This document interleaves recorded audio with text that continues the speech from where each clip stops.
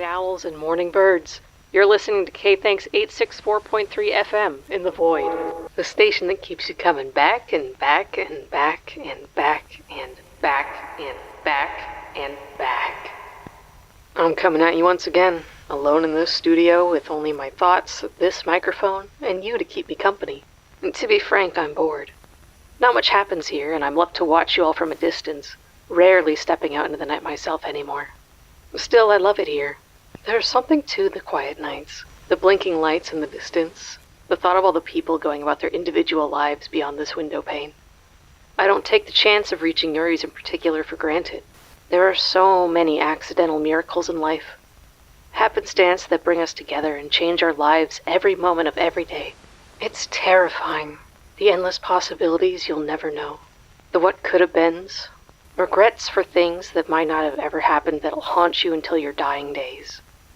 But we strive to live in the moment and convince ourselves that we don't dwell in the past or long for an unknowable future beyond our control. Would you even want to know what's coming for you? I could tell you. But these experiences give us tethers. Blinding white strands of light burning in the darkness, some twisted and tied in knots, with others thin and frayed about to snap. They tie us to what's important, the thing that keeps us grounded in this world. Now it could be a passion, a loved one, a work of art, or the simple joy of existing. Do you know what your tether is? If you're not sure, think about what you care for most, and what would happen if you were to lose it. What you're tethered to may change or multiply over time, and some strands will be stronger than others. But everyone has at least one. It's important to take the time to appreciate your tether. You never know when that strand is going to snap.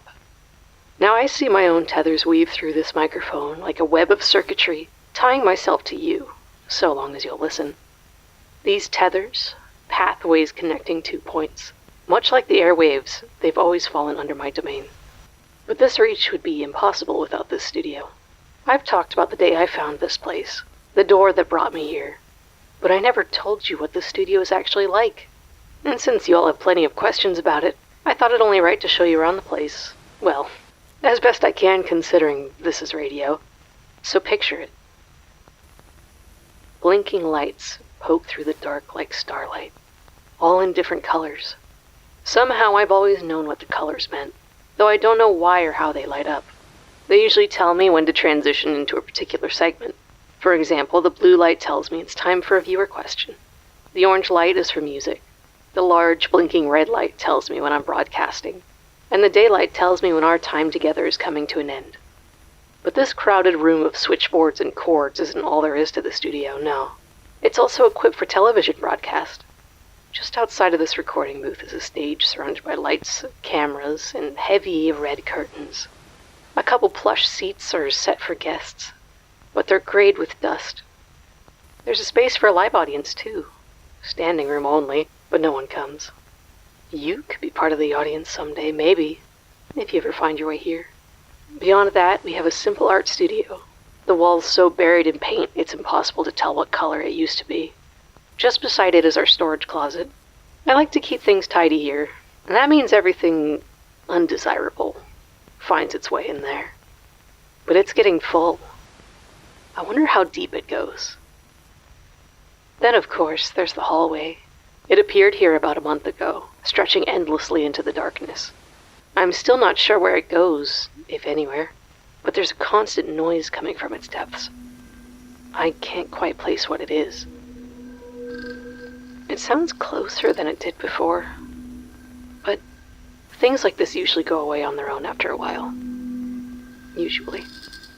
Anyways, I see that blue light again, so I suppose it's time for a question, isn't it? Let's see. We have Not who asks, have you ever left the studio? Know what's even out there? I feel like someone is stalking me every time I tune in, so I don't think we are alone. Do I know what's out there? I can see it all, even from here. I could reach out right now and find you, if that's what you want.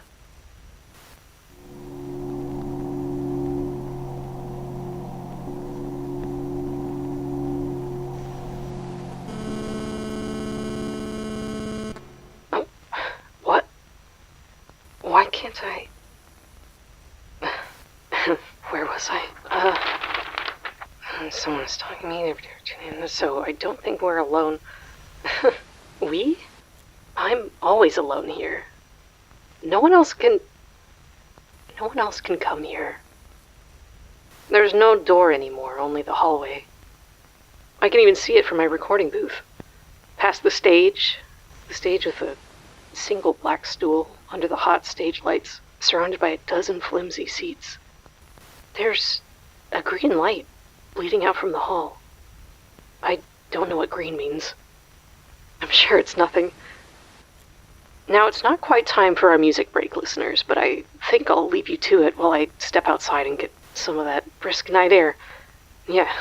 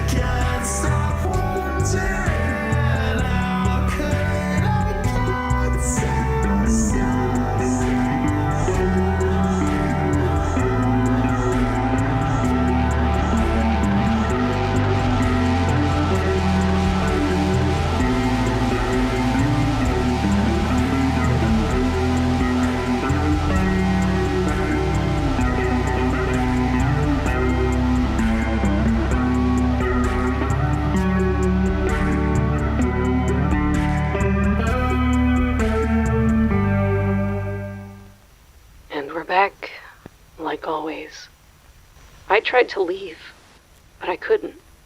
There's no doors leading out, and the windows don't open. To tell you the truth, I can't recall how I enter the studio. I just always wake up in this booth, and when the broadcast ends, everything gets hazy. I can remember the loneliness, the vast nothing.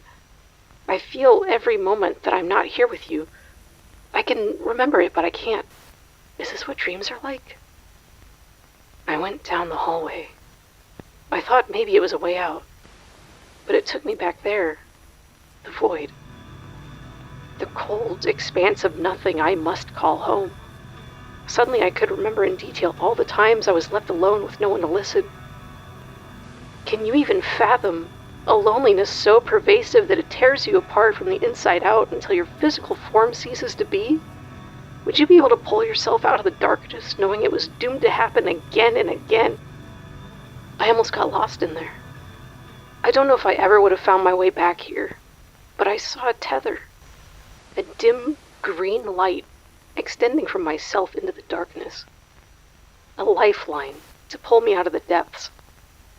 I followed it without question, and I saw that door again, the flimsy plywood door illuminated in red that brought me here so long ago. The tether twisted underneath it and out of sight, and I could feel the tug urging me to step through, back into this studio. But this isn't my tether tying me to the studio. I'm the studio's tether.